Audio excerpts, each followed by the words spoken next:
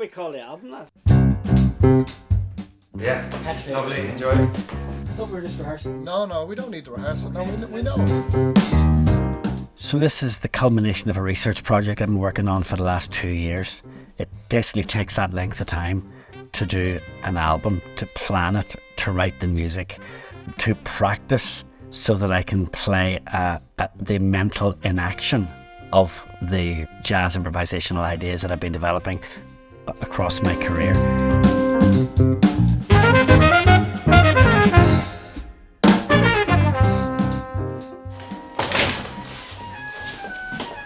What about you? Yeah, we're doing start cleaning up.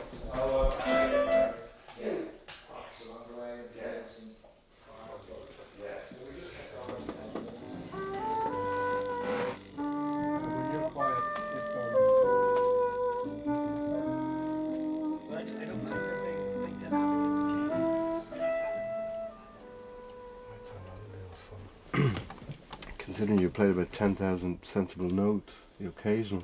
The first is cool, isn't it? It is. So we're getting ready to record one more track that we thought we'd finished all the stuff, but Cian was busy writing and everybody woke up this morning, got a wee bit of inspiration, heard a groove, heard a line, pulled it all together. So he's away to the hotel to print off the parts. We're going to sight read them, have a couple of rehearsals, 2 or 3 takes, see if we can put that one on the album, and then fix the rest of the brass parts, and we'll be out of here at 7 o'clock tonight and the album in the can. It's more to do with the energy levels and the lip. You know, if you're doing 3 or 4 takes of one song, you know, with the cans on, it's a physical thing, so you're going to find that you're not going to be as good as you would if you were fresh. Whereas today we've had a night's sleep, we're not really working together that much in terms of the band, and you know, every time you play it's a fresh lip, whether it be saxophone or trumpet. So let's hear that back. Ears are raw and lips are fresh, so that's what we're doing today, just little fixes.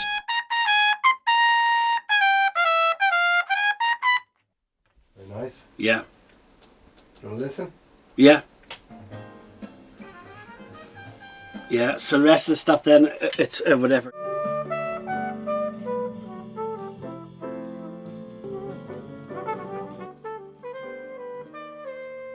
It's all live. Yeah. So, which is the beauty of this kind of music.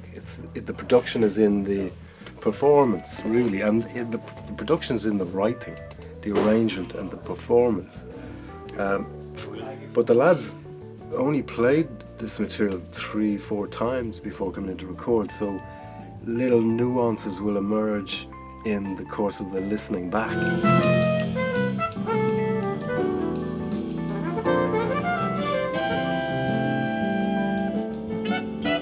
Going in there? No, I think it's all good. Like with any instrument, there's endless ways of articulating every note in itself. But then, in the context of the phrase, you know, every decision has an impact on the way the next note is played. So that's what that discussion was about between Doc and Linley. How to attack or how to approach each note or each phrase, such that they are understanding the phrase in the same way. Does that make sense?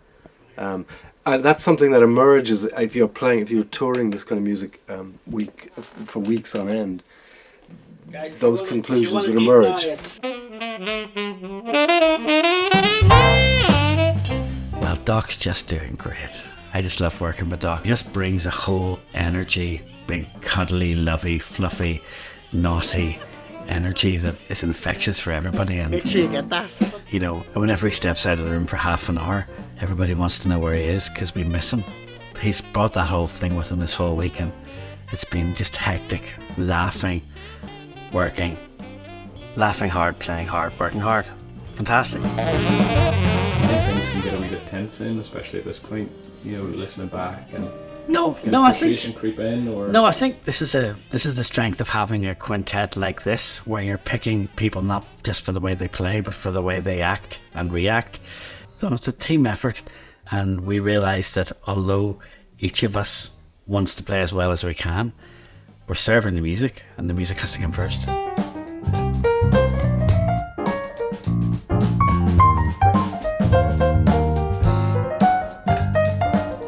It was a little under a year before the pandemic. We'd done a kind of short tour, 5-day tour. And that was literally about a week before everything shut down. So the guys got back to America just in time.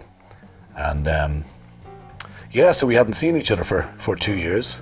And then we got together, we did a few dates, and then straight into the studio. So it's a nice vibe, it's kind of comfortable. We're all friends now, and I think we all enjoy playing with each other. And how about the last 2 days so far? It's day 3, so how have you been getting on?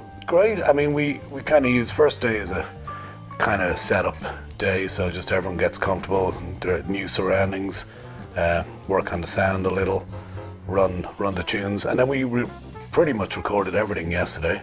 So we'd allotted 2 days to do everything, but I think today will be a bit more relaxed. I just actually wrote a tune this morning, so we might try and throw it in as a bonus track, you know. It's tough, but Yeah. so just come in here. How often would you say you're trying to come like this?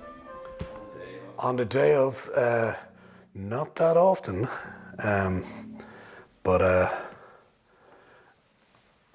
Connor, our sound engineer and mix engineer, dared me last night to write one. So, well, we've got time, so why not?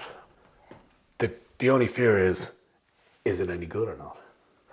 And do we enjoy playing it? But hopefully it is. And they'll be able to add their own flair to it as well. Well, exactly. I mean, it's a collaborative process. So the kind of trick with this kind of thing sometimes is writing just enough, but not too much, you know? So you don't want to be too prescriptive, because, you know, that's why we got these guys for what they do, you know? But then just enough information that they can get the gist of what you're meaning, you know? Sunday morning. Sunday morning. That's what it's called, because I thought this morning that it was Sunday, but it's actually Tuesday. But anyway. And the C section is there. So it's actually 49. 49, yeah. Okay. So we're basically And 16 then bar the only- phrases. I'll try to pay attention. And then we're going to just work out what to solo on. Play this on the roads afterwards or something, but... Okay, we're ready.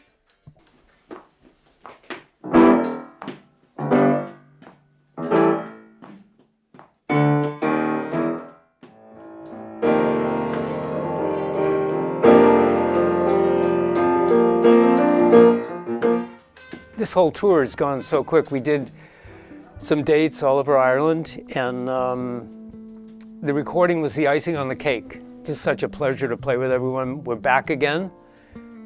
Actually, the last time we played was right when COVID started, so it's a real pleasure to be back. And this studio session went like a blink, just like that. A new track? And we did a new track that Cian just wrote this morning that came out great, real funky track. And I think it really balanced out the record in a nice way. Everyone's just focused on making good music, so it's just everyone's trying to make it good, and I think it's positive energy going into it. And it's always like that, because you want it to be good. And when you get in the studio, it's like I've mentioned before, the studio is like a big audio mirror. You know, when you hear that music back after even playing the songs live, when you come in the studio and you hear it, you say, okay, wow, that works. This might not work as well. Let's do this. Let's shorten the solos, because it's a different type of presentation when you have it on a record. And not necessarily for airplay length, but just for program length of, you know, listening to the song, what the good balance of the song is.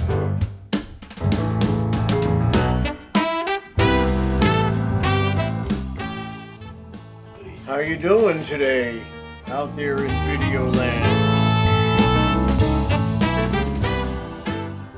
It's nice to be back with the gentlemen. They're a lot of fun. And pleasure to be in lovely Ireland.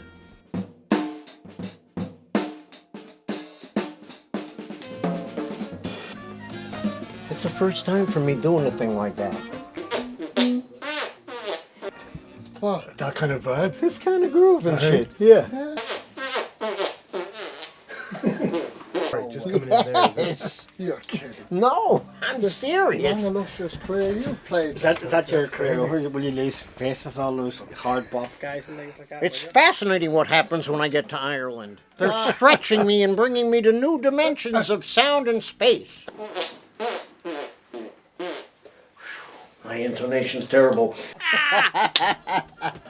It's great, man. I appreciate the challenge. I just hope it's cool. Wonderful bunch of guys, and we always have a good time. There's a very good feeling with everybody, and that to me is what's very important. So we kind of try to find kumbaya and find common ground to make music together. Yeah, Cian wrote the song today, and that was like the first time I ever really played a tune with that kind of character, and it was fun for me. Yeah, pushed you out of your comfort zone maybe? Well, just something a little different than what I've normally associated with doing. I love that kind of music and that kind of groove, so it was fun for me to try to get in there with the cats and have a good time. The song and making it into something, but you all had something to add. Yeah, I mean, we're all shopping, and then we hopefully bring all the goods to check out, and then we try to hopefully get it on in the recording. You know, I was going to say tape, but they don't use tape anymore.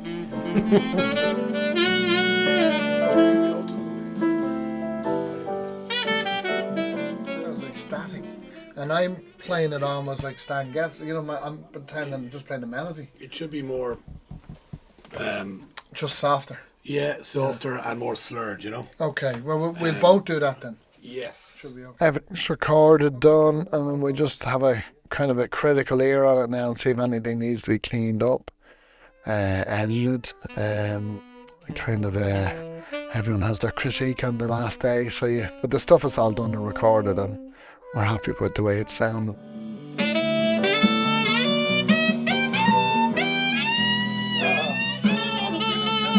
That's a better one then.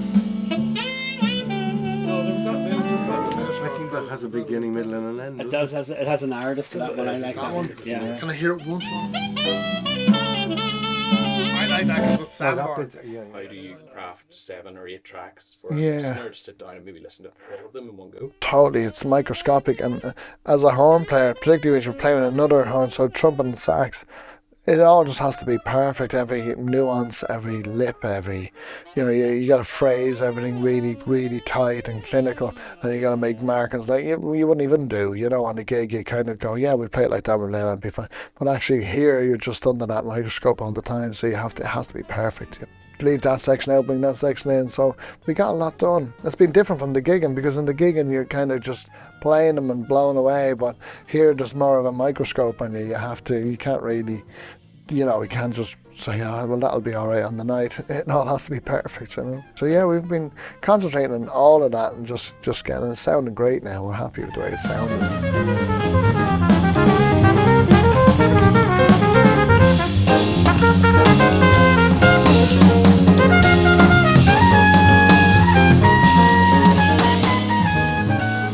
It's a wrap, yeah. We got the album done in 3 days. It really helped doing the 3 gigs beforehand, and it's the same band, same team, same camera crew that we used for the last record, which was recorded 2019. So it's familiar friends. We've had some fun. Let the hair down, those of us who have plenty, and don't be fooled by me sitting in this seat, because it makes it look like I'm in charge, and you'd think I would be. But it's actually Cian Boylan who's produced the whole thing, and Conor Brady who's engineered, and they've taken the pressure right off me. So I've just been able to hang out with my friends and make music, and that's what this is all about. It's all about communion and community and friendship and making music together. It's a beautiful thing, and it's been a great few days. And it's very much a team, like, as you... Yeah, very well. My name's on the tin, but I'm just a trumpet player, and everybody else in the band has a lot more experience than me. I mean, Mark and Adam are among the best players on the planet, you know. And Cian's a very experienced producer. He owns a studio, and Doc's one of the strongest players that we have, you know, so in Ireland. So I'm just really lucky to be in my band. This is the first time I've ever done an album with all the material being original. And I think that's been a really interesting thing to do. Whether or not it's well received whenever it's released, we'll have to find out. But there's been a certain energy about playing each other's compositions and working together in the composition setup. And it feels like a real responsibility to deliver the music that is our music with our sound. And I think that's the one thing I'll take away from it. And we're looking back on this in 5 years' time, reflecting on whatever this album's going to be called, maybe undecided yet. What would you leave? A wee message for yourself, or maybe for anyone watching this video? I think I wasn't a trained musician at the very start. I was an engineer, civil engineer, who played trumpet really enthusiastically, and it was just the passion for the music that made me follow that career and go and do a master's and a PhD and create a radio show and all those different things that I do with my fingers in different pies. And I think for me, it's the attraction of working with the people. It's the attraction of making music with the people, allowing them to be themselves. Some of the guys have got really tremendous personalities, and they're infectious. And I think it has to be fun. And I hope whenever I hear the finished product, I'm going to hear the guys laughing when they're playing. Obviously not on the mix, but that energy, that whole essence of fun and brotherhood and companionship, that's what we want to hear in the music. And I hope in 5 years' time I put it on and laugh and text the guys and say, wow, do you remember the day we... whatever.